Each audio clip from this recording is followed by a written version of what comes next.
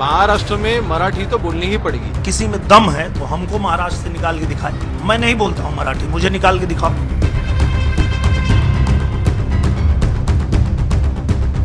महाराष्ट्र की राजनीति में इन दिनों भाषा को लेकर विवाद लगातार गहराता जा रहा है।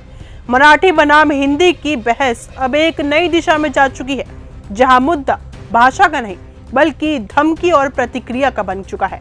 हाल ही में महाराष्ट्र सरकार के गृह राज्य मंत्री योगेश कदम ने भोजपुरी अभिनेता और गायक से सांसद बने दिनेश लाल यादव उर्फ निरहुआ को लेकर बयान दिया है, जिसमें उन्होंने कहा कि अगर हमारे शिव सैनिकों के पास उसका एड्रेस नहीं होगा तो हम दे देंगे। भोजपुरी कलाकार ये कह रहे हैं निरहुआ कि मैं मुंबई में रहता हूँ, मुझे मराठी नहीं आती है, नहीं बोलूंगा, आप मुझे मुंबई से निकाल के दिखाइए। नहीं, हमारे शिव सैनिकों ने बिल्कुल इसकी दखल ली रहेगी और अगर हमारे शिव सैनिकों के पास उसका एड्रेस नहीं रहता तो उसका एड्रेस हम उनको दे देंगे। इस बयान के बाद विवाद और तेज हो गया है। दरअसल निरहुआ ने कुछ दिन पहले भाषा विवाद पर प्रतिक्रिया देते हुए कहा था कि मुझे मराठी नहीं आती, मैं मराठी नहीं बोलता, अगर किसी में दम है तो मुझे महाराष्ट्र से निकाल कर दिखाए।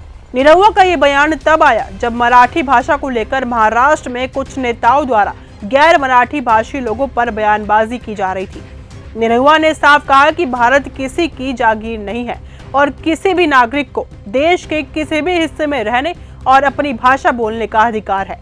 उन्होंने कहा कि ये देश जोड़ने की राजनीति चाहता है, तोड़ने की नहीं। अगर किसी को लगता है कि मैं मराठी नहीं बोलता इसलिए मुझे बाहर कर सकता है तो ये संविधान और लोकतंत्र के खिलाफ है।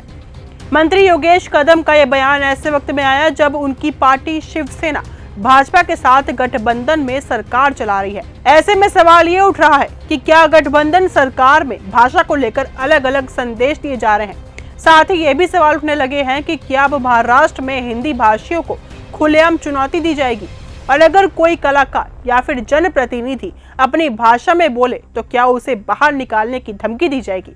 इस पूरे मामले में सोशल मीडिया पर भी तीखी प्रतिक्रिया देखने को मिल रही है। कई लोगों ने निरहुआ का समर्थन किया और लिखा कि भाषा का सम्मान जरूरी है, लेकिन भाषा के नाम पर किसी को डराना या धमकाना लोकतंत्र की भावना के खिलाफ है। फिलहाल सरकार की ओर से इस पूरे मुद्दे पर कोई आधिकारिक सफाई सामने नहीं आई है, लेकिन ये साफ है कि महाराष्ट्र में भाषा को लेकर सियासत एक बार फिर गर्म हो गई है और इसका असर केवल फिल्मों या भाषणों तक नहीं, सामान्य जनजीवन और सामाजिक सौहार्द पर भी पड़ सकता है।